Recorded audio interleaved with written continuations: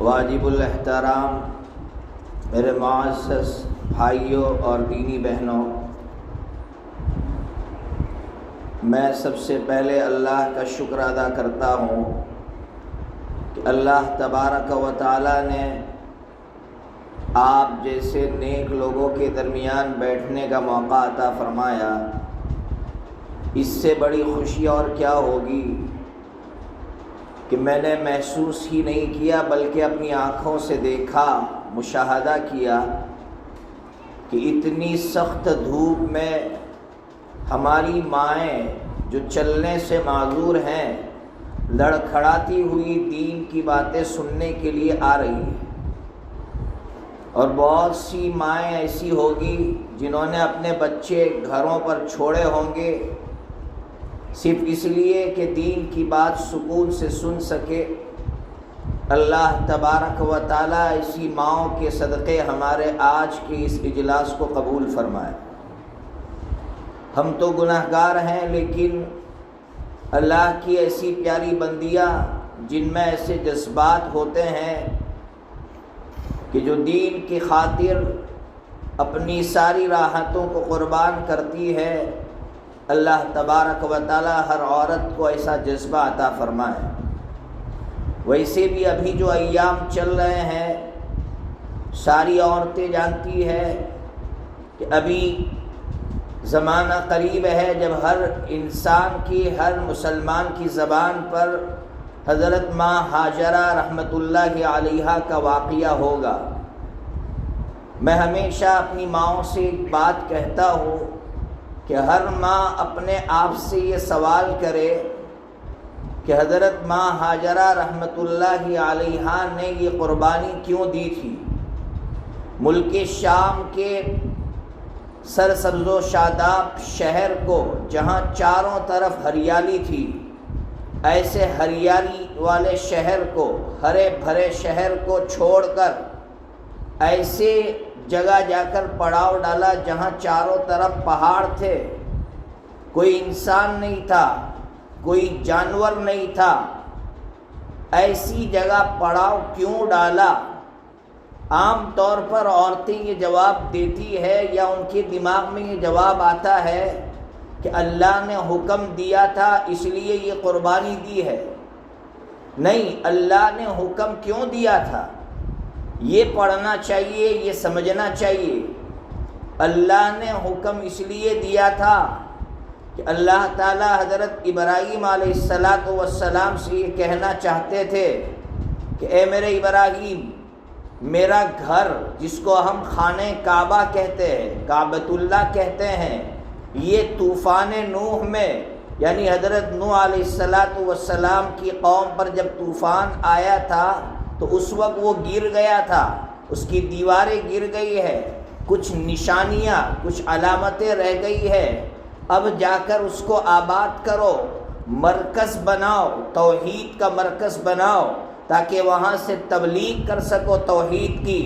تو اب کیسے اس گھر کو آباد کرے؟ تو اس گھر کو آباد کرنے کے لیے پبلک کی ضرورت تھی۔ اللہ تبارک و تعالیٰ نے حضرت ابراہیم علیہ السلام سے فرمایا کہ ابراہیم، اپنی جوان بیوی کو اور اپنے بچے کو وہاں چھوڑو تاکہ وہاں سے آبادی بڑھے، اور جب آبادی بڑھے گی تو میرا گھر آباد ہوگا۔ قرآن مجید میں 13ویں پارے میں جب 13واں پارہ ختم ہوتا ہے، ایک صفحہ پہلے اللہ تبارک و تعالیٰ نے اس حقیقت کو بیان کیا ہے کہ حضرت ابراہیم علیہ السلام نے جب اپنی بیوی کو چھوڑا تو اس وقت اللہ تعالیٰ سے یہ کہا تھا کہ اللہ میں اس لیے چھوڑ کر جا رہا ہوں، ربنا لیقیموا الصلاۃ، اے اللہ تاکہ یہ نماز قائم کریں گے، آپ کا گھر آباد ہوگا۔ تو میری ماں، میری تمام مائیں سوچے کہ ایک عورت نے اتنی بڑی قربانی صرف اس لیے دی تھی کہ اللہ کا گھر آباد ہو۔ آج اللہ کا گھر آباد ہے، آج نہ جانے کتنے لاکھوں کی تعداد میں لوگ آ کر وہاں خانہ کعبہ کا طواف کرتے ہیں، نمازیں ادا کرتے ہیں۔ ان تمام عبادتوں کا ثواب ایک عورت کو پہنچ رہا ہے۔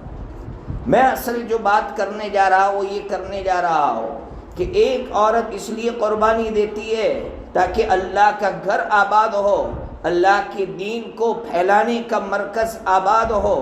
آج ہمارے مدرسوں سے جو بچے پڑھ کر فارغ ہوتے ہیں، جو علماء ہیں، جو عالم بنتے ہیں، جو مولانا بنتے ہیں، ہم ان سے کہتے ہیں کہ بیٹا جاؤ فلاں جگہ پڑھانے کے لیے، تو ان کی طرف سے یہ جواب ملتا ہے کہ ہمارے گھر والے تیار نہیں ہیں۔ ہمارے گھر والے کہتے اگر قریب میں پڑھانے کی جگہ مل جائے تو ٹھیک ہے، ورنہ آپ کو کاروبار میں لگ جانا ہے۔ وہ بچہ جو ایک کام کا بچہ تھا، وہ بچہ جس کی ماں نے اس لیے قربانی دی تھی کہ میرا بچہ آگے جا کر دین کی قربانی، دین کو آباد کرے گا، دین کی خدمت کرے گا، دین کی محنت کرے گا، وہ بچہ صرف اس لیے محروم ہو جاتا ہے، اور نہ جانے اس کی وجہ سے کتنے لوگوں کو نقصان ہوتا ہے، صرف اس وجہ سے کہ گھر والے اس کا تعاون نہیں کر رہے ہیں کہ ہم تعاون کریں گے۔ اس کی بیوی کہے کہ میں تمہارے ساتھ، تم جہاں لے جاؤں گے میں رہوں گی، لیکن ایسے واقعات سننے کو نہیں ملتے۔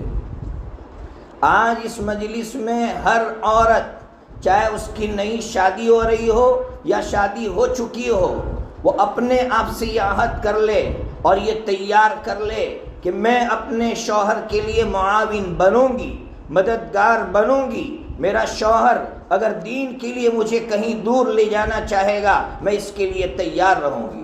میں اپنے ماں باپ کو چھوڑوں گی، میں اپنی ساری راحتوں کو چھوڑوں گی۔ اگر حضرت ماں ہاجرہ رحمت اللہ علیہ اپنی ساری راحتوں کو چھوڑ سکتی ہے اور ایک مثال قائم کر سکتی ہے، تو ہمارے لیے وہ نمونہ ہے۔ ہم اس نمونے کو سامنے رکھ کر اپنے اندر یہ جذبہ پیدا کریں۔ قربانی دینا ضروری ہے، قربانی کے بغیر دین آباد نہیں ہوگا۔ اس لیے مائیں اپنی بچیوں کا ذہن بنائے، شادی سے پہلے ذہن بنائے کہ تمہارا شوہر اگر دین کی خاطر تمہیں دور لے جانا چاہے، تمہیں تیار رہنا چاہیے، تمہیں اس قربانی کے لیے اپنے آپ کو تیار رکھنا چاہیے۔ آج دور دراز علاقوں میں دین کی خدمت کے لیے ایسے افراد کی ضرورت ہے، اچھے افراد ہمارے پاس موجود ہے، لیکن وہ دین کی خاطر قربانی نہیں دے پا رہے، اور وجہ گھر والے تیار نہیں ہیں۔ بیوی کے بغیر وہ کب تک رہے گا دور؟ بیوی ساتھ دے گی تو وہ اپنا سب کچھ قربان کر سکتا ہے۔ اس لیے آج جتنی مائیں بیٹھی ہوئی ہیں اور جتنی بچیوں کے نکاح ہونے جا رہے ہیں یا جن کے ہو چکے ہیں، آج کی اس مجلس سے عہد کر کے اٹھے کہ دین کے کام کے لیے ہم اپنے شوہر کے معاون اور مددگار بنیں گے۔ یہ پہلا کام ہے جو ہر عورت کو کرنا ہے۔ قربانی دینا ضروری ہے۔ ام حبیبہ رضی اللہ تعالی عنہ کا واقعہ ماؤں نے پڑھا ہوگا، کتابوں میں پڑھا ہوگا یا کسی کی زبان سے سنا ہوگا کہ ام حبیبہ رضی اللہ تعالی عنہ، عورتوں کو معلوم ہونا چاہیے کہ ہمارے نبی پاک صلی اللہ تعالی علیہ وسلم کی پاک بیوی تھی، لیکن کس کی بیٹی تھی؟ ابو سفیان کی بیٹی تھی۔ ابو سفیان کون؟ اسلام کے کٹر دشمن تھے۔ کون سی ایسی جنگ ہے جس میں وہ سرخیل نہ ہو، قائد نہ ہو، جنہوں نے بڑا رول ادا نہ کیا ہو؟ اتنا سخت باپ، متعصب، تعصب پسند باپ۔ ماں کون؟ ہندہ، جس نے حضرت سیدنا حمزہ رضی اللہ تعالیٰ عنہ کے کلیجے کو چبانا چاہا۔ ان کی بیٹی، آپ اندازہ لگائیے جب ایمان لائی ہوگی کتنا ستایا گیا ہوگا اس بیٹی کو، اس بہن کو، اس ماں کو کتنا ستایا گیا ہوگا۔ پھر مزید اس پر جب حضرت نبی پاک صلی اللہ تعالیٰ علیہ وسلم نے کہا کہ ام حبیبہ تم اپنے شوہر کے ساتھ ہجرت کرو، ہجرت کر کے حبشہ چلی گئی۔ حبشہ گئی ہے، مورخین لکھتے ہیں حمل سے تھی، پیٹ سے تھی، اور اب آپ سوچئے کہ اس کا کوئی سہارا نہیں تھا۔ ام حبیبہ رضی اللہ تعالیٰ عنہ کا کوئی سہارا نہیں تھا۔ ماں باپ نان مسلم ہے، غیر مسلم ہے، کوئی سہارا نہیں ہے، اجنبیہ ہے، غریب الوطن ہے، پردیس میں جا کر بیٹھی ہے۔ ایک واحد سہارا شوہر ساتھ میں ہے، لیکن شوہر وہاں جا کر شراب میں دھت ہو جاتا ہے۔ شراب کی لت پہلے سے تھی، شراب یاد آتی ہے، شراب پیتے ہیں ان کے شوہر اور پھر مرتد ہو جاتے ہیں، ایمان چھوڑ دیتے ہیں اور اسی حالت میں ان کے شوہر کا انتقال ہو جاتا ہے، بچے کی ولادت ہوئی ہوگی۔ مائیں جانتی ہے کہ جب بچیوں کی ولادت ہوتی ہے، جب ڈیلیوری کا مسئلہ آتا ہے، کتنا نازک مسئلہ ہے۔ ام حبیبہ رضی اللہ تعالیٰ عنہ نے اللہ کی خاطر کیسی قربانی دی ہوگی کہ جب اس قربانی کو حضرت نبی پاک صلی اللہ تعالیٰ علیہ وسلم نے سنا تو آقا نے کہا کہ میرا پیغام پہنچا دو نکاح کا۔ حضرت نبی پاک صلی اللہ تعالیٰ علیہ وسلم نے ام حبیبہ رضی اللہ تعالیٰ عنہ سے اس لیے نکاح کیا۔ اتنی بڑی قربانی ام حبیبہ رضی اللہ تعالیٰ عنہ دے رہی ہے، پردیس میں جا کر دے رہی ہے، صرف اس لیے نا کہ اللہ کا گھر، اللہ کا دین آباد ہوگا، اس لیے قربانی دینا ضروری ہے۔ اس وقت ہر ماں اپنی بیٹی کا ذہن قربانی والا بنائے، راحت والا نہ بنائے۔ مائیں اگر اپنی بیٹی کو ٹرین کرے گی، تیار کرے گی، ان کی تربیت اسی انداز سے کرے گی تو بچیاں پہلے سے تیار رہے گی۔ اور اگر مائیں اس ذہن میں ڈال دے گی کہ تمہیں ہمیں چھوڑ کر نہیں جانا ہے تو پھر آگے کچھ نہیں ہو سکتا ہے۔ یہ پہلا کام ہر ماں کو کرنا ہے۔ دوسرا کام، اس وقت ہماری سوسائٹی میں بہت سی بہنیں ماشاءاللہ صحابیات کی زندگیاں پڑھتی ہے، ان کی زندگیاں سنتی ہے، ان میں ایسے جذبات پیدا ہوتے ہیں کہ وہ قابل رشک ہوتے ہیں۔ میں مسلم شریف پڑھ رہا تھا، کل ہی کی بات ہے، مسلم شریف کے اندر ایک حدیث ہے، حضرت نبی پاک صلی اللہ تعالیٰ علیہ وسلم نے فرمایا کہ جب میں جنت میں گیا، اب یہ معراج آپ کی جو حقیقی تھی اس معراج کے موقع کی بات ہے یا ایک خواب میں معراج ہوئی اس وقت کی بات ہے، بہرحال نبی پاک صلی اللہ تعالیٰ علیہ وسلم فرماتے ہیں کہ جب میں جنت میں گیا تو میں نے آہٹ محسوس کی کہ کوئی ہے، اس کی آہٹ محسوس کی۔ نبی پاک صلی اللہ تعالیٰ علیہ وسلم نے پوچھا یہ کون ہے؟ بتایا گیا یہ ام سلیم ہے رضی اللہ تعالیٰ عنہ، ام انس، حضرت انس بن مالک رضی اللہ تعالیٰ عنہ کی والدہ۔ نبی پاک صلی اللہ تعالیٰ علیہ وسلم حیران کہ ام سلیم اور ان کی آہٹ میں جنت میں محسوس کر رہا ہوں، یعنی جنتی عورت، اب تک ان کا انتقال نہیں ہوا ہے، ابھی تو وہ حیات ہے اور ان کی آہٹ میں جنت میں محسوس کر رہا ہوں۔ آخر وجہ کیا ہے؟ اسباب کیا ہے؟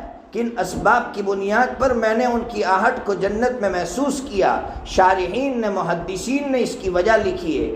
ایک وجہ جو لکھی ہے وہ میں آپ تک پہنچانا چاہتا ہوں، اور یہ وجہ غالباً آپ نے سنی ہوگی اور ہر عورت کو سننا چاہیے کہ ام سلیم رضی اللہ تعالیٰ عنہ کا وہ کارنامہ جو آج تک دنیا بھول نہیں سکی، وہ کارنامہ جب میں پڑھتا ہوں یا جب میں سناتا ہوں میں خود حیران رہ جاتا ہوں کہ کتنا بڑا کارنامہ ہوگا، کاش ہر عورت اس کے لیے تیار ہو جائے۔ کیا ہے وہ کارنامہ؟ کہ حضرت ام سلیم رضی اللہ تعالیٰ عنہ کا بیٹا پہلے سے بیمار تھا، آپ نے واقعہ سنا ہوگا، لیکن یہ واقعہ ہمیں کیا سبق دیتا ہے؟ شوہر گھر سے باہر گئے، کام کے لیے گئے یا سفر پر گئے، شوہر آئے تھکے ہارے ہیں، جب گھر تشریف لائے سب سے پہلے بچے کا فکر ستانے لگا کہ بچے کو دیکھ لوں، بچہ بیمار تھا، اب کس حالت میں ہے۔ ام سلیم رضی اللہ تعالیٰ عنہ کی کیسی سمجھ تھی، حضرت ام سلیم رضی اللہ تعالیٰ عنہ نے فوراً روک دیا، کہا کہ بچہ بہت اچھا ہے، سکون کے ساتھ ہے۔ بخاری شریف کے اندر روایت ہے کہ ام سلیم رضی اللہ تعالیٰ عنہ نے یہ لفظ استعمال کیا کہ سکون کے ساتھ ہے۔ حضرت ام سلیم رضی اللہ تعالیٰ عنہ کے شوہر یہ کھانے کے لیے بیٹھ گئے، کھانا پیش کیا۔ اب آگے سنیے، ام سلیم رضی اللہ تعالیٰ عنہ بن سور کے تیار ہو گئی، اور بن سور کے تیار ہونے کے بعد میاں بیوی کی رات کو ملاقات ہوئی، ملاپ ہوا، آپس میں صحبت ہوئی، اور پھر صبح میں ام سلیم رضی اللہ تعالیٰ عنہ نے اپنے شوہر سے کہا کہ یہ قریب کا ایک واقعہ آپ کو سناؤ۔ ام سلیم رضی اللہ تعالیٰ عنہ کے شوہر نے کہا کیا واقعہ ہے؟ کہا کہ کوئی بندہ ان کے پاس امانت رکھ کر گیا تھا لیکن انہوں نے امانت حوالے نہیں کی، تو ان کے شوہر نے کہا بہت غلط کیا، اگر امانت ہو تو خوشی سے حوالے کر دینا چاہیے۔ ام سلیم رضی اللہ تعالیٰ عنہ نے فرمایا کہ اللہ نے ہمیں بچہ بطور امانت کے دیا تھا، اللہ نے لے لیا۔ حضرت ام سلیم رضی اللہ تعالیٰ عنہ کے شوہر کے دل پر کیا بیتی ہوگی، لیکن ام سلیم رضی اللہ تعالیٰ عنہ کا یہ کارنامہ آپ سنیے۔ حضرت نبی پاک صلی اللہ تعالیٰ علیہ وسلم کی خدمت میں حاضر ہوئے شوہر اور کہا کہ حضور میری بیوی نے میرے ساتھ اس طرح کیا کہ مجھے رات کو خبر نہیں دی۔ نبی پاک صلی اللہ تعالیٰ علیہ وسلم نے کہا کہ اگر بچہ ہو میرے پاس لے آنا۔ جب رات کو ملاقات ہوئی تھی، اسی ملاقات کے نتیجے میں اللہ نے بچہ عطا فرمایا۔ نبی پاک صلی اللہ تعالیٰ علیہ وسلم نے تہنیک فرمائی اور بیٹے کا نام عبداللہ رکھا۔ اب میں اور آپ اس واقعے کو بار بار سنیں، بار بار پڑھے کہ اللہ تبارک و تعالیٰ نے اس عورت کو کیسی سمجھ عطا فرمائی تھی۔ آج ہمارے گھروں میں جو جھگڑے ہیں اور شوہر کے دل میں بیوی کی محبت راسخ نہیں ہو رہی ہے، اس کی محبت داخل نہیں ہو رہی ہے، پیوست نہیں ہو رہی ہے، اس کی بہت ساری وجوہات ہیں۔ ان میں سے ایک وجہ یہ ہے کہ بیوی اپنے شوہر کے لیے رات کو جب شوہر تھک ہار کر آتا ہے تیار نہیں رہتی۔ ماؤں کو، ساس کو اپنی بہو سے کہنا چاہیے کام رکھ لو ایک طرف، تمہارے شوہر کے آنے کا وقت ہو گیا ہے، تم اس کو پانی پیش کرو۔ ایک شوہر کو اگر بیٹی پانی پیش کرے گی، آپ سوچے تو صحیح، اس کی ساری تھکان دور ہو جائے گی، اس کی ساری پریشانیاں دور ہو جائے گی۔ حضرت ام سلیم کہہ سکتی تھی کہ مجھ پر پہاڑ ٹوٹا ہے، آج میرا بچہ مر چکا ہے، لیکن اس عورت نے صرف اپنے شوہر کی خاطر، اپنے شوہر کی راحت کی خاطر اپنے دل پر کیسا پتھر رکھا۔ عورت کو سیکھنے کی ضرورت ہے کہ شوہر کی راحت کی خاطر ہم کیا کر سکتے ہیں۔ ہماری عورتیں کیا کرتی ہے، سارے دن بھر کی رپورٹ، شوہر رات کو تھکا ہوا آتا ہے اور اس کا جو منہ کھلتا ہے بند ہونے کا نام نہیں لیتی، اور پھر شوہر کا دل بھر آتا ہے کہ یہ کیا ہے، دن بھر میں کمانے کے لیے نکلتا ہوں، تھکتا ہوں، رات کو گھر آتا ہوں تو رات کو بھی یہی چیزیں سننے کو ملتی ہے۔ اس لیے گھر کو جنت بنانا چاہتے ہیں تو ام سلیم رضی اللہ تعالیٰ عنہ کے اس واقعے سے ہمیں سبق لینے کی ضرورت ہے کہ ہر گھر کے اندر یہ چیز شروع ہو جائے، بچیوں کو سکھایا جائے کہ سب سے زیادہ اہمیت اپنے شوہر کو دی جائے۔ میں نے دیکھا ہے، میں اسی سماج میں رہتا ہوں کہ ہماری مائیں، ہماری بہنیں گھروں کی صفائی کے پیچھے اپنا سارا وقت جھونک دیتی ہے، لیکن شوہر کا دل گندا ہو رہا ہے، اس کی ان کو کوئی فکر نہیں کہ میں شوہر کو وقت نہیں دے رہی ہوں، شوہر کے لیے اپنا وقت فارغ نہیں کر رہی ہو، میرے پاس وقت ہے گھر کو صاف کرنے کا، میرے پاس وقت ہے پانی ڈال ڈال کے مکان صاف کرنے کا، میرے پاس وقت نہیں ہے تو اپنے شوہر سے محبت بھری بات کرنے کا، شوہر کو وقت دینے کا وقت نہیں ہے میرے پاس۔ اس لیے اس زمانے میں ضرورت زیادہ ہے کہ عورت اپنے شوہر کو خوب محبت دے، اور محبت کے لیے اپنے آپ کو فارغ کرنا ہوگا۔ اور گھروں میں اگر ساس ہیں وہ سن رہی ہے میری باتیں تو اللہ کے واسطے اپنی بہوؤں کو فارغ کرے ان کے شوہروں کے لیے۔ یہ آپ کا بیٹا ہے، آپ کے بیٹے کو محبت ملے گی، آپ کے بیٹے کو سکون ملے گا، ان دونوں کو سکون ملے گا تو آپ کو سکون ملے گا۔ اس لیے اس چیز کو اگر ہم زندہ کریں گے انشاءاللہ گھروں میں محبت قائم ہوگی۔ یہ دوسری بات میں نے آپ سے عرض کی۔ تیسری بات، ابھی ہماری سوسائٹی میں نئی رسومات داخل ہو رہی ہے، نئی رسومات داخل ہو رہی ہے۔ حیرت میں پڑ جاتے ہیں کہ یہ وہ قوم ہے جس قوم کی رسومات کو مٹانے کے لیے حضرت مولانا نذیر میاں نور اللہ مرقدہ نے کیسی قربانی دی تھی۔ کبھی ان کی زندگی پڑھتے ہیں کہ ایسا وقت آیا تھا، آپ کا میتا گاؤں، اس کا قبرستان گواہ ہے کہ میتا گاؤں کے جن لوگوں نے قربانیاں دی، ان میں جن لوگوں نے مولانا کے ساتھ رہ کر مولانا کو دیکھا ہے وہ گواہ، ان کی زندگیاں گواہ ہیں، اور ان کی زندگیاں جو کتابوں میں محفوظ ہے وہ گواہ ہے کہ مولانا کا جب بائیکاٹ کیا گیا، تعلقات توڑ دیے گئے کہ کوئی مولانا کے ساتھ تعلق نہیں رکھے گا، مولانا کے گھر پہ کھانے کے لیے کھانا نہیں ہوتا تھا، تو مسجد کے استنجا خانے کے پیچھے جو جالیاں ہوتی تھی اس میں حضرت کے ماننے والے، حضرت سے محبت کرنے والے لوگ روٹیاں رکھ کر جاتے تھے۔ حضرت مولانا وہ روٹی گھر لے کر جاتے تھے اور گھر والوں کو وہ روٹی کھلاتے تھے۔ آپ سوچے تو صحیح کہ کیسی قربانی دی ہوگی۔ کیا ان کے گھروں میں بچے نہیں تھے؟ کیا ان کے دلوں میں کوئی جذبات نہیں تھے؟ کیا ان کی خواہشات نہیں تھی؟ کیا وہ اچھا کھانا نہیں چاہتے تھے؟ سب کچھ چاہتے تھے، لیکن وہ اس سے زیادہ دین کی حفاظت چاہتے تھے۔ وہی حضرت مولانا نذیر میاں نور اللہ مرقدہ نے اتنی محنت کر کے ہماری سوسائٹی میں بچی کے باپ پر جو دعوت کو ضروری سمجھا گیا تھا اس کو ختم کروایا۔ آج ہم دنیا کے چاروں کونوں میں جاتے ہیں، اس ملک کے چاروں کونوں میں جاتے ہیں، جب ہم وہاں ڈنکے کی چوٹ یہ کہتے ہیں کہ ہمارے سماج میں لڑکی کا باپ نہیں کھلاتا، تو وہ حیرت میں پڑ جاتے ہیں کہ واہ، آپ کے یہاں کتنی محنت ہوئی ہوگی کہ لڑکی کا باپ جو اپنا لختی جگر حوالے کرتا ہے، اپنے جگر کا ٹکڑا حوالے کرتا ہے، وہ باپ جب اپنی بیٹی روانہ کرتا ہوگا، وہ ماں جو اپنی بیٹی روانہ کرتی ہوگی، ان ماؤں کو اس کا احساس ہوگا۔ ہم مدرسے میں پڑھنے والے لوگ ہیں، میں ہمیشہ کہتا ہوں کہ جب ہم مدرسہ چھوڑ کر ہم جب گھر چھوڑ کر مدرسوں میں جاتے تھے، 1-2 مہینے ہو جاتے تھے، گھر والوں کے فون آتے تھے، ہم جب اپنی ماؤں سے اپنے بہنوں سے اور اپنے بھائیوں سے پوچھتے تھے کہ اماں کس حالت میں ہیں، تو ہماری بہن یا ہمارا بھائی کہتا کہ بھائی جب سے آپ گھر سے گئے ہیں دسترخوان پر خالی جگہ دیکھتی ہے ماں، تو خالی جگہ دیکھ کر اس کی آنکھ میں آنسو آتے ہیں کہ پتہ نہیں میرے بیٹے نے کھانا کھایا ہوگا یا نہیں کھایا ہوگا، میرا بیٹا سویا ہوگا یا نہیں سویا ہوگا۔ تھوڑی دیر کے لیے ماں کو چھوڑ کر ہم 1 مہینہ اگر دور ہو جاتے تھے تو ہماری ماؤں کی نیند اڑ جاتی تھی۔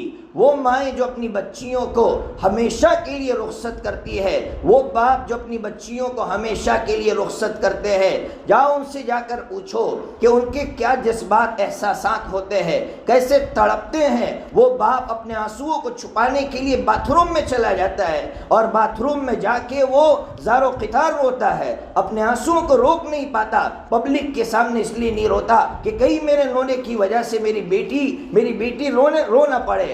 وہ باپ کس درد کے ساتھ، کس کوڑن کے ساتھ اپنی بیٹی کو دیتا ہوگا۔ اس باپ پر دعوت کہاں سے آئی؟ آج ہماری سوسائٹی میں اس باپ پر دعوت نئے طریقے سے لائی جا رہی ہے۔ کبھی داماد کو کھلانے کی رسم کے نام سے یہ رسم لائی جا رہی ہے۔ آپ سوچئے کہ لڑکی کے باپ کی رسم نکالی گئی اور داماد کو کھلانے کی رسم داخل کی گئی، دونوں میں فرق کیا رہا؟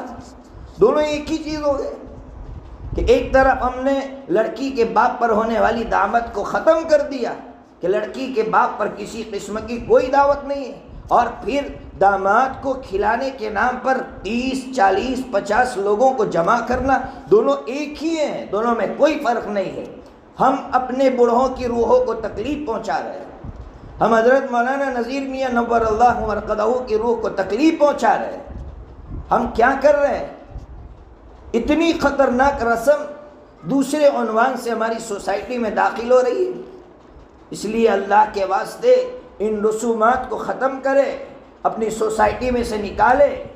کیسی محنت کی ہوگی حضرت مولانا نذیر میاں نور اللہ مرقدہ نے ان رسومات کو مٹانے کے لیے۔ میں نے ایک جگہ واقعہ سنایا، ہمارے مجادر کی ایک عورت کنور بائی جن کو کہا جاتا تھا، علی گڑھ کے اندر ان کا نکاح ہوا تھا۔ کیسے عورتوں کے جذبات کتنے بلند ہوتے ہیں، مضبوط ہوتی ہیں عورتیں۔ اللہ ہماری ان بہنوں کو بھی مضبوط بنایا ہے اللہ نے، بس ہمت سے کام لے لے، آپ چاہیں گی یہ رسم ہماری سوسائٹی میں سے نکل جائے گی۔ کنور بائی، اس زمانے کے اندر جب کوئی مرتا تھا تو کھانے کی رسمیں ہوتی تھی، تیجا، 40واں۔ آپ تو یہاں میتا میں رہتی ہیں، آپ کو زیادہ معلوم ہوگا کہ آج بھی شیعوں میں یہ رسم ہے۔ تو تیجا یا 40ویں کی کوئی رسم تھی، لوگوں نے کہا کنور بائی سے، اللہ ان کی قبر کو نور سے منور فرمائے، کنور بائی سے کہا چلو کھانے کے لیے۔ کنور بائی نے کہا میں نہیں آ سکتی۔ کہا کیوں؟ کہا یہ کھانا ہمارے لیے نہیں ہے، یہ غریبوں کا کھانا ہے، مالدار نہیں کھا سکتے۔ پہلے تو ان لوگوں نے بہت پیٹا، ایک عورت کو پیٹ رہے تھے بے شرم، پیٹا لیکن ٹس سے مس نہیں ہوئی، کنویں کے اندر اوندا لٹکا دیا، اوندا لٹکانے کے بعد کہا کہ اب کہو کھاؤں گی یا نہیں کھاؤں گی؟ اس عورت نے یہ کہا مر جاؤں گی لیکن حرام کا ایک لقمہ اپنے پیٹ میں داخل نہیں کروں گی۔ کیا ہماری ماؤں میں یہ جذبہ نہیں ہے؟ ہماری ماؤں کے اندر بھی انہی کا خون دوڑ رہا ہے۔ اسی قوم کی عورت نے یہ ایمان دکھایا، مضبوط ایمان، تو اللہ تبارک و تعالیٰ نے اس عورت کی قربانی کا نتیجہ ہمیں دکھایا کہ آج ہم سر اٹھا کر دوسری قوموں کے سامنے یہ کہتے ہیں کہ ہماری قوم میں یہ بیماریاں نہیں ہیں۔ میں اپنی ماؤں سے ایک بات کہہ رہا ہوں، بہت بہت دل پر پتھر رکھ کر کہہ رہا ہوں، بڑی عجیب بات ہے۔ کچھ سالوں پہلے ایک آشرم میں جانا ہوا۔ آشرم تو بہنیں جانتی ہوگی، آشرم ہندوؤں کا ایک جو ہے، جس طرح ہمارے یہاں کوئی بہت زیادہ بوڑھا ہو جائے تو آپ نے کرسچنوں کے یہاں دیکھا ہوگا کہ وہ اولڈ روم بناتے ہیں، یعنی بوڑھوں کو ایک روم کے اندر ڈال دیتے ہیں، ایسے ہی ہمارے غیر مسلم بھائی جو ہے وہ آشرم بناتے ہیں، جہاں کسی کا کوئی نہ ہو اس کو وہاں ڈال دیا جاتا ہے، وہ وہاں رہتا ہے۔ آشرم کا چکر لگایا، آشرم کا چکر لگانے کے بعد پتہ چلا کہ کئی مسلم بہنیں وہاں غیر اللہ کے سامنے یعنی مورتی کے سامنے سجدہ کر رہی ہیں۔ جب تحقیق کی گئی تو پوچھنے کے بعد انہوں نے یہ بتایا کہ ہم تو مسلمان تھے لیکن مسئلہ یہ تھا کہ ہماری سوسائٹی کی رسومات نے، چونکہ رسومات اتنی داخل ہو گئی کہ ہمارے ماں باپ کے لیے ہمارا نکاح کرنا مشکل ہو گیا، تو ہم نے بھاگ کر غیر مسلم لڑکے کے ساتھ شادی کی، غیر مسلم لڑکے نے ہمیں مارا پیٹا اور یہاں ڈال کر بھاگ گیا۔ آج ہم مجبور ہو کر اللہ کے علاوہ کسی اور کے سامنے جھک رہے ہیں۔ کیا ہماری بہن اس کو برداشت کر پائے گی کہ وہ میری بہن جس نے اپنے ماں باپ کو اللہ کے سامنے جھکتا ہوا دیکھا تھا، جس نے اپنے بھائی بہنوں کو اور اپنے آپ کو اللہ کے سامنے جھکتا ہوا دیکھا تھا، آج ان رسومات نے اس کو غیر اللہ کے سامنے جھکنے پر مجبور کر دیا؟ کتنے ایسے حالات دیکھنے کو ملتے ہیں تو دل پر پتھر رکھ کر سناتے ہیں۔ اللہ کے واسطے رسومات کو مٹائیں، نکالیں اپنی سوسائٹی کے اندر سے، اور آپ کے اندر اللہ نے وہ جذبہ رکھا ہے۔ آپ اگر ہمت کرے گی اللہ تبارک و تعالیٰ آپ کو ذریعہ بنائیں گے، غلط چیزوں کے نکالنے کا سارا ثواب آپ کو ملے گا۔ تو یہ تیسرا کام ساری بہنیں مل کر کرے، ایک عورت کے کرنے سے نہیں ہوگا، سب مل کر یہ عہد کر لے کہ آج ہمارے یہاں سے اس رسم کو ہم نکال دیں گے۔ داماد کی دعوت کرو، داماد کے ساتھ 2-4 بندے آ گئے، اس کے ماں باپ آ گئے، ٹھیک ہے، 4-5 بندے، یہ 30-50، یہ تو ایسا ہی ہو گیا۔ میں نے کہا کہ یہ تو آپ کو یا لڑکی کا باپ جو ہے مجبور ہو گیا ہے دعوت کرانے پر، اور آگے جا کر اس کا جو نقصان ہوگا اور اس کے نقصان کو جو بھگتنا پڑے گا ہمیں، بہت خطرناک نقصان ہوگا اس کا، اس لیے ابھی سے بریک لگا دے اور ابھی سے اس رسم کو ختم کر دے۔ یہ 3 باتیں میں نے آپ سے عرض کی۔ چوتھی بات جو بہت اہم ہے اور ہر جگہ کہہ رہا ہوں کہ اللہ نے اس وقت جو ہمیں اور خاص کر ہماری بہنوں کو جو نعمتیں عطا فرمائی ہیں، ان نعمتوں کی ہم تنہائی میں بیٹھ کر قدر کریں۔ ابھی بچی نعت پڑھ رہی تھی، نظم پڑھ رہی تھی، نعت نہیں نظم پڑھ رہی تھی حجاب کے اوپر، اور اس نظم میں بہت بڑا پیغام وہ پیش کر رہی تھی میرے سامنے، آپ کے سامنے، کہ تم کو اللہ نے اتنی بڑی حجاب کی نعمت عطا فرمائی ہے، اس نعمت کی قدر کر لو، ورنہ یورپ میں رہنے والی بچیوں سے پوچھو کہ تمہاری کیا حالت ہے، آج تمہیں کچرے کی طرح پھینک دیا گیا یا نہیں پھینک دیا گیا ہے۔ یہ واقعہ کتابوں کے اندر پیر ذوالفقار صاحب نے اپنی کتاب کے اندر نقل کیا ہے کہ ایک مرتبہ میں ہوائی جہاز سے جا رہا تھا، میری پڑوس کی سیٹ میں ایک بچی بیٹھی ہوئی، تو میری عادت تھی کہ جب کوئی بیٹھتا تو میں اس کے ساتھ جو ہے کتاب وغیرہ پڑھتا، تو کبھی دین کی بات کرتا۔ اس بچی نے دیکھا کہ میں کتاب پڑھ رہا ہوں تو اس بچی نے مجھ سے فری ہو کر بات کرنا چاہا، تو حضرت پیر صاحب فرماتے ہیں میں نے معذرت کرتے ہوئے یہ کہا کہ آپ اجنبیہ ہیں، لیکن ساتھ میں نے شروع میں ایک لفظ کہا، او مائی ڈاٹر، اے میری بیٹی۔ حضرت پیر صاحب فرماتے ہیں میں نے اس سے بات کی اور کتاب پڑھنا شروع کر دیا۔ کتاب پڑھ رہا تھا تو میں نے دیکھا کہ وہ بچی رو رہی ہے۔ میں حیران کہ آخر مجھ سے کیا کہا گیا، کیا الفاظ نکل گئے کہ اس بچی کا دل ٹوٹ گیا۔ تو میں نے پوچھا کہ تم کیوں رو رہی ہو؟ تو اس بچی نے یہ کہا میری عمر 21 سال ہو گئی، 21 سال کے بعد آپ پہلے بندے ہیں کہ جس نے مجھے بیٹی کہہ کر پکارا ہے۔ کوئی بیٹی کہنے والا ہمارے یہاں نہیں ہے، ہمیں باپ نہیں ملتے، ہمیں پتہ ہی نہیں ہمارا باپ کون ہے۔ آج بیٹی کے سر پر ہاتھ رکھنے والا باپ موجود ہے۔ ابھی اس بچی نے نظم پڑھی، الحمدللہ، فوراً انعام دیا، پیچھے بیٹھنے والوں نے اس بچی کو انعام دیا۔ آج اس بچی کو انعام دینے والے مرد موجود ہیں، باپ موجود ہیں، ان کی عزت کرنے والے بھائی موجود ہیں۔ اللہ نے کیسی کیسی نعمتوں سے نوازا ہے، اس لیے اللہ کی ایک ایک نعمت کی قدر کیسے کریں گے میں آپ کو سمجھاتا ہوں۔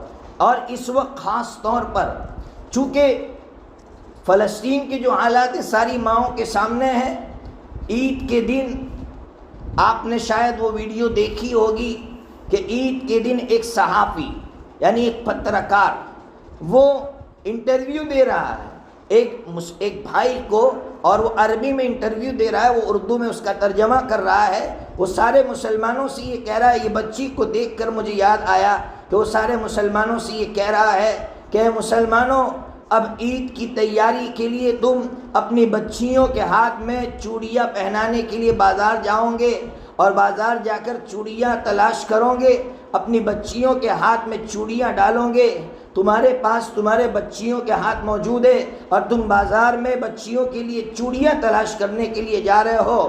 ہم تو ملبوں کے نیچے اپنے بچیوں کے ہاتھ تلاش کر رہے ہیں، تم تو اپنی بچیوں کے لیے چوڑیاں تلاش کرنے بازار جا رہے ہو، ہم تو اپنی بچیوں کے ہاتھوں کو جو ملبوں کے نیچے دبے ہوئے ہیں، ہم اپنی بچیوں کے ان ہاتھوں کو تلاش کر رہے ہیں۔ پھر اس صحافی نے یہ کہا کہ تم اپنی بچیوں کے اچھے لباس تلاش کرنے کے لیے بازار جاؤ گے تاکہ ان کو اچھا کپڑا پہنا سکو، ہم اپنے بچوں کے لیے کفن تلاش کر رہے ہیں۔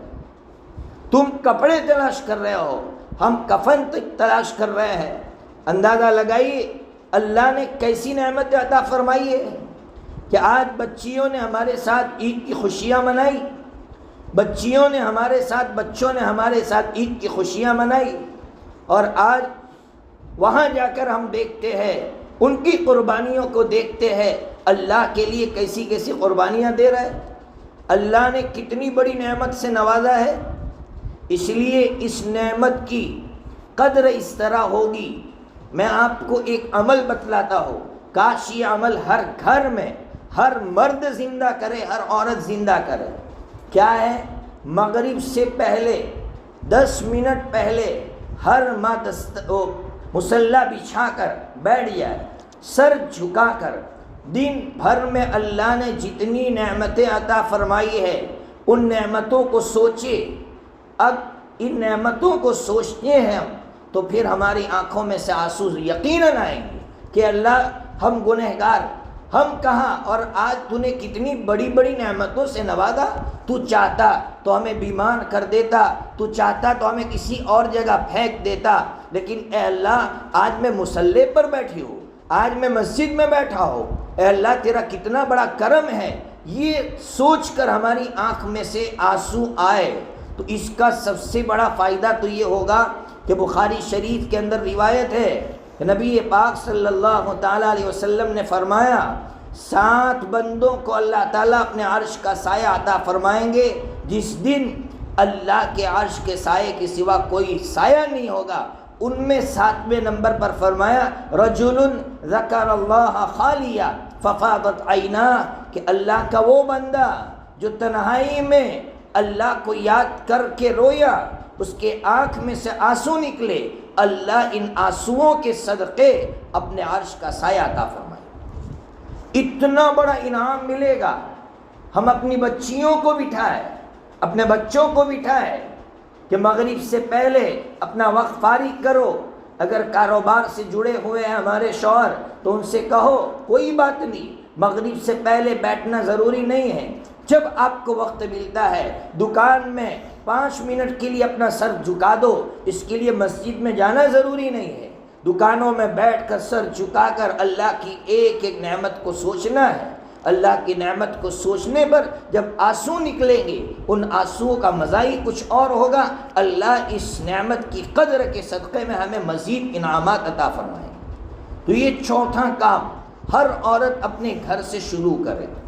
پانچواں کام، اولاد کی تربیت کے تعلق سے بہت سی مائیں فکر مند رہتی ہے اور ہم سے پوچھتی بھی ہے کہ اولاد کی تربیت کیسے کرے۔ تو اولاد کی تربیت کے لیے سب سے بہترین نسخہ یہ ہے کہ رات کو جب ہر کام سے ہم فارغ ہو جائیں بچوں کو بٹھائے، اور بٹھانے کے بعد بچوں کے سامنے نبیوں کے قصے پیش کرے۔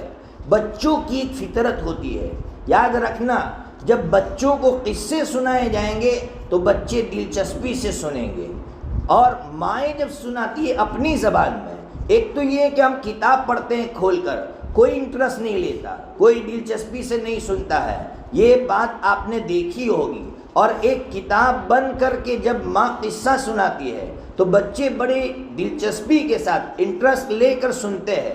اس لیے مائیں پہلے وہ کتاب دیکھ لے اور کتاب میں سے جو قصہ ہے اس کو اپنے دماغ میں بٹھا لے، اور پھر بچوں کو بٹھا کر وہ قصے سنائیں۔ آپ نے دیکھا ہوگا کہ ہماری دادیاں، بوڑھی عورتیں جب بچے ان کے پاس جاتے تھے تو وہ قصے سنایا کرتی تھی۔ مائیں 10 منٹ فارغ کر کے اپنے بچوں کے دماغ میں نبیوں کے، صحابہ کے قصے ڈالے۔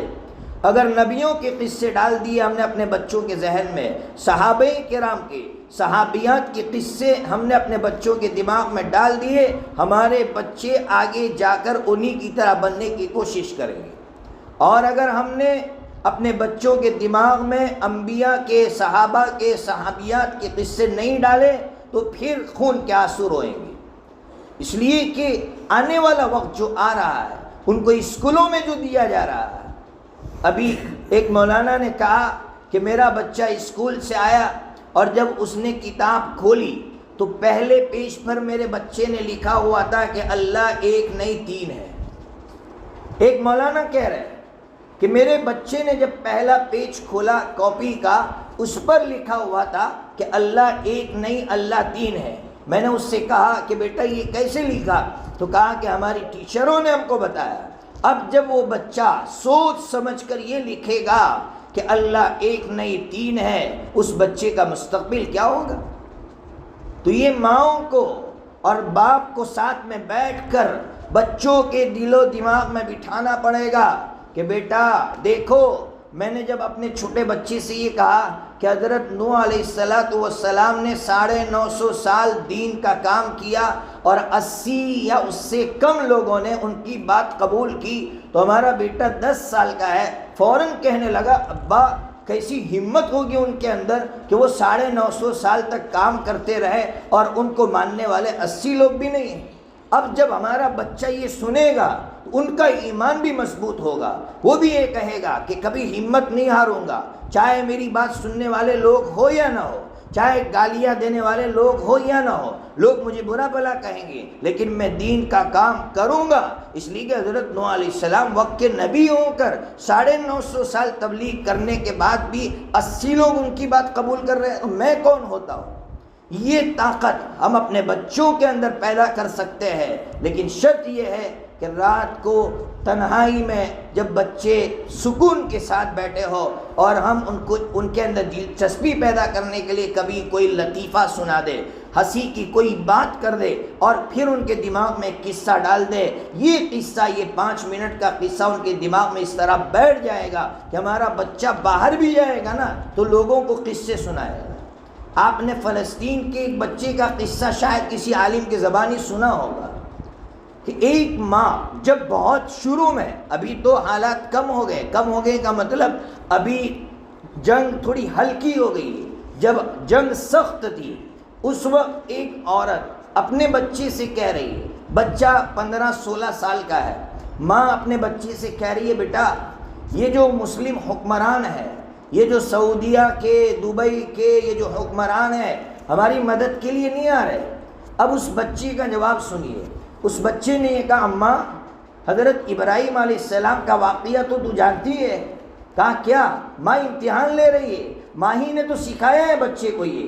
کہا حضرت ابراہیم علیہ السلام کو جب آگ میں ڈالا جا رہا تھا تو حضرت ابراہیم علیہ السلام کی مدد کے لیے فرشتے آئے تھے، تو حضرت ابراہیم علیہ السلام نے نہیں کہا تھا کہ اللہ دیکھ رہا ہے نا، اللہ کو معلوم ہے نا، تو مجھے تمہاری مدد کی کوئی ضرورت نہیں ہے۔ تو اس بچے نے کہا اماں ہمارا بھی آج ایمان حضرت ابراہیم علیہ السلام جیسا ہے کہ یہ مسلم حکمرانوں کی مدد کی ہمیں کوئی ضرورت نہیں ہے، اللہ ہمارے لیے کافی ہے۔ یہ ایمان بچے کے اندر کس نے منتقل کیا؟ ایک ماں نے منتقل کیا، ایک بہن نے منتقل کیا۔ اس لیے ایک ماں کے اندر اتنی طاقت ہے کہ وہ ماں اپنے بچے کو اس طرح تربیت کر کے اس طرح پروان چڑھا سکتی ہے۔ یہ 5واں کام بچوں کی تربیت کے تعلق سے میں نے بتایا کہ بچوں کے اخلاق کس طرح ہم بنائیں۔ آج ہمارے بچے باہر کسی کی مار کھا کر آتے ہیں تو مائیں کیا سکھاتی ہے؟ تو بھی مار کر آ جا، تو بھی گالی دے کر آ جا۔ یہ غلط ہے۔ بچوں کو صحیح اخلاق ماؤں کو سکھانا ہے۔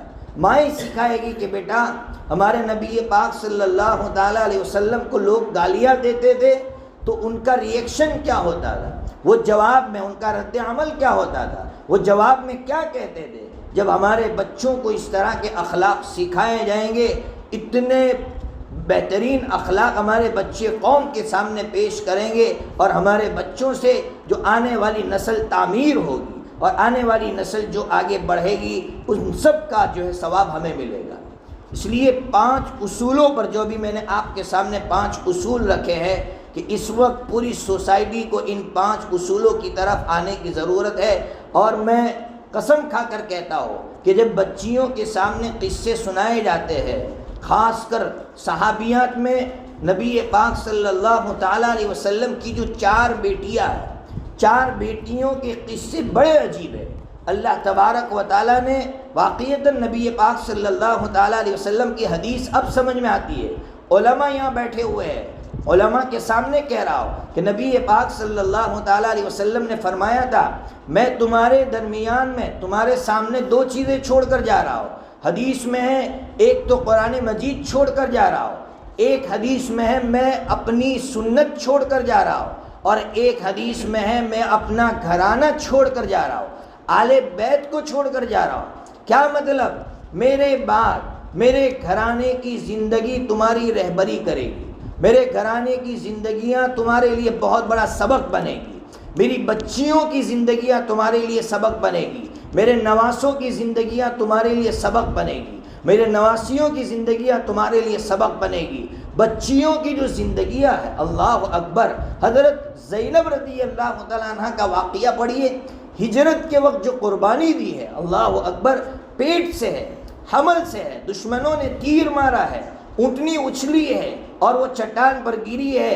ایک حمل والی بچی جب چٹان پر گرے گی اور بچہ پیٹ سے گر جائے گا، خون میں لت پت بہن کیسی قربانی دی ہوگی، وہ لمحات کیسے لمحات ہوں گے۔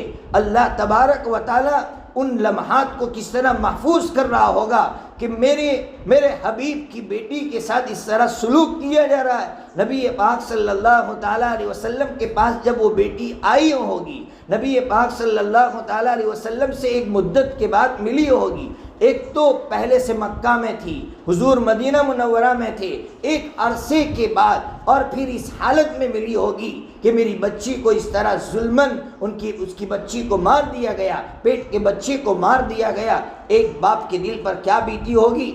جب یہ قربانی والے قصے ہم اپنے بچوں کو سناتے ہیں، اپنی بچیوں کو سناتے ہیں، ان کے اندر بھی ایسے ہی جذبات پیدا ہوتے ہیں، پھر کبھی وہ عیاش نہیں بنتے ہیں، پھر کبھی وہ راحتیں نہیں تلاش کرتے ہیں۔ ورنہ آج طلاقیں بھی اس لیے ہو رہی ہے کہ ماؤں نے اپنی بچیوں کو بھی اس طرح راحت پسند بنا دیا ہے کہ وہ بچیاں اگر ان کو راحت نہیں ملتی ہے تو پھر وہ اپنے شوہروں سے دور ہو جاتی ہیں۔ اس لیے میں بار بار کہہ کر جا رہا ہوں اور آخر میں مسئلہ بھی سناؤں گا، لیکن ابھی میں آپ سے بار بار یہ درخواست کر رہا ہوں کہ اپنے بچوں کی تربیت کے لیے وقت فارغ کریں، وقت فارغ کریں۔ میں نے 1-2 سال پہلے ایک جگہ سنایا تھا کہ حضرت مولانا عبداللہ صاحب کاپودروی نور اللہ مرقدہ، جو پوری دنیا گھومتے تھے، کینیڈا میں رہتے تھے تو UK جاتے تھے، یعنی لنڈن جاتے تھے، سارے ممالک میں جاتے تھے، فرماتے ہیں کہ 2000 کا سال، ابھی 2024 چل رہا ہے، 24 سال پہلے کی بات کر رہے ہیں، بولے میں UK گیا، لنڈن گیا، تو لنڈن میں جا کر میں نے رپورٹ پڑھی کہ 15 سے 20 سال کے درمیان کے بچے خودکشیاں کر رہے ہیں، اور کتنے بچے؟ 2,40,000 بچے 1 سال کے اندر خودکشیاں کر رہے ہیں۔ تو حضرت مولانا فرماتے ہیں کہ میں حیران کہ آخر ان کے پاس سب کچھ ہے، بنگلے ہیں، ان کے پاس اچھے اچھے فلیٹس ہیں، ان کے پاس کھانے کے لیے عمدہ سے عمدہ غذائیں ہیں، ان کے پاس عمدہ سے عمدہ گاڑیاں ہیں، پھر کیوں یہ خودکشیاں کر رہے ہیں بچے؟ تو رپورٹ میں لکھا ہوا تھا کہ بچے خودکشیاں اس لیے کر رہے ہیں کہ ماں باپ مست ہے، اپنی زندگی میں مست ہے، ماں باپ کے پاس فرصت نہیں ہے بچوں کے پاس بیٹھنے کی، ماں باپ کے پاس وقت نہیں ہے کہ بچوں کو لے کر بیٹھے، بچوں کو اپنے سے مانوس کرے، پیار محبت کی باتیں کرے۔ تو حضرت مولانا نے خون جگر سے لکھا ہے اپنی کتاب کے اندر کہ اے لوگوں، اپنے بچوں کو وقت دو، اپنے بچوں کو پیار دو، اپنے بچوں کو یہ احساس دلاؤ کہ یہ میری ماں ہے، یہ میرے لیے اپنے آپ کو قربان کر چکی ہے۔ جب یہ احساس دلاؤں گے تو پھر یہ بچے 1 منٹ کے لیے بھی آپ کے خلاف نہیں چلیں گے۔ اس لیے ضرورت ہے کہ ہم اپنے بچوں کو وقت دیں، ورنہ ان کا مستقبل جو ہم نہیں دیکھ پا رہے ہیں، جو بڑے ہیں وہ دیکھ رہے ہیں ان کے مستقبل کو دیکھ کر چلا رہے ہیں کہ وقت دو اپنے بچوں کو لے کر بیٹھو، وہ اس لیے کہہ رہے ہیں۔ اس لیے اپنے بچوں کے لیے وقت فارغ کریں، وقت فارغ کریں گے تو اللہ تبارک و تعالی ہمیں بہتر سے بہتر نتائج دکھائیں گے۔ اور جب میں اپنے بچوں کو میں بھی لے کر بیٹھتا ہوں اپنے بچوں کو، تو بچے پھر اتنے ٹرین ہو جاتے ہیں اور ان کے اندر دین کا ایسا جذبہ ہوتا ہے، نئے نئے سوالات کرتے ہیں جس سے بڑی خوشی ہوتی ہے۔ یہ 4-5 کام بتائے، اور اخیر میں ایک بات کہہ کر جا رہا ہوں جو مجھے مردوں میں بھی کرنا ہے، آپ سے بھی کرنا ہے۔ وہ کیا ہے کہ گھروں کے اندر 24 گھنٹے کی جو دعائیں ہیں، مائیں اپنے بچوں کو پڑھوائے۔ دیکھیے مکتب میں مولانا سکھاتے ہیں، پھر گھر میں مائیں نہیں پڑھواتی ہے، باپ نہیں پڑھواتا، یہ صرف ماں کی ذمہ داری نہیں ہے، لیکن میرے سامنے مائیں بیٹھی ہیں اس لیے کہہ رہا ہوں کہ کھانے سے پہلے بیٹا پڑھو یہ دعا، کھانے کے بعد کی دعا پڑھو، سونے سے پہلے کی دعا پڑھو، سونے کے بعد کی دعا، سونے سے اٹھ کر کیا دعا پڑھیں گے وہ پڑھو، گھر سے نکلنے کی دعا پڑھو۔ ہم اپنے بچوں کو سکھائیں گے 24 گھنٹے کی دعائیں، تو پھر ہمارے بچے وقت کے ولی بن جائیں گے۔ یہ بھروچ کے اندر ایک صاحب کا انتقال ہوا استنجا خانے میں، ٹوائلٹ میں۔ اب آپ سوچئے ٹوائلٹ میں ایک بندے کا انتقال ہوا، حالانکہ وہ نمازی دیندار تھا، تو لوگوں نے کہا یار یہ کیسا بندہ ہوگا کہ اللہ نے اس کے لیے موت کے لیے یہ جگہ منتخب فرمائی۔ لوگوں میں جو ہے الگ الگ باتیں ہو رہی تھی۔ ایک دوست کے خواب میں وہ آئے، انہوں نے کہا کیا بات ہے یار، تم تو بڑی نعمتوں میں ہو۔ کہا الحمدللہ نعمتوں میں ہو۔ کہا یار تمہارا تو انتقال ٹوائلٹ میں ہوا تھا۔ تو اس بھائی نے یہ کہا، بھروچ کے اس بھائی نے یہ کہا کہ بھائی اصل میں میری عادت تھی کہ جب میں ٹوائلٹ میں جاتا یا ٹوائلٹ سے نکلتا تو دعا پڑھ کے جاتا تھا۔ اس دن بھی میں نے دعا پڑھ کے قدم داخل کیا تھا اور میرا انتقال ہوا تو اللہ نے میرا خاتمہ ایمان پر فرمایا۔ ایک دعا کی طاقت اتنی ہے کہ ایک دعا کی برکت سے اللہ نے اس کا خاتمہ ایمان پر فرمایا۔ اس لیے ہم اپنے بچوں کو دعائیں سکھا دیں۔ 24 گھنٹے کی دعائیں، آپ کے پاس کتابیں ہوگی، آپ کے پاس نہ ہو تو علماء سے کہیں ہم علماء تک پہنچائیں گے۔ آپ اپنے بچوں کو دعائیں سکھا دیں۔ 24 گھنٹے کی دعائیں اگر ہمارے بچے پڑھنے والے ہو جائیں گے تو انشاءاللہ وقت کے ولی بن جائیں گے۔ وقت کا ولی بننے کے لیے گھروں کو چھوڑنا نہیں ہے۔ موقع محل کی جو دعائیں ہیں اگر وہ ہمارے گھروں میں زندہ ہو گئی تو انشاءاللہ ہمارے بچے وقت کے ولی بن جائیں گے۔ اللہ تبارک و تعالی یہ جو ہماری بہنیں آئی ہوئی ہے ان کے آنے کو قبول فرمائے۔ اب 10 منٹ کے لیے دعا کریں گے اور جو ہے پھر انشاءاللہ یہ مجلس ختم ہوگی۔ دعا سے پہلے دوبارہ میں شکریہ ادا کرتا ہوں یہاں یہاں کی انتظامیہ کا، جن لوگوں نے محنت کی، مولانا سلیم صاحب ہے، اتنے بوڑھے ہیں لیکن اس کے باوجود اتنی محنت کر رہے ہیں۔ میں عورتوں سے بھی کہوں گا کہ مولانا کے لیے بھی دعا کرے کہ اللہ تبارک و تعالیٰ ان کا سایہ ہم پر تا دیر قائم رکھے۔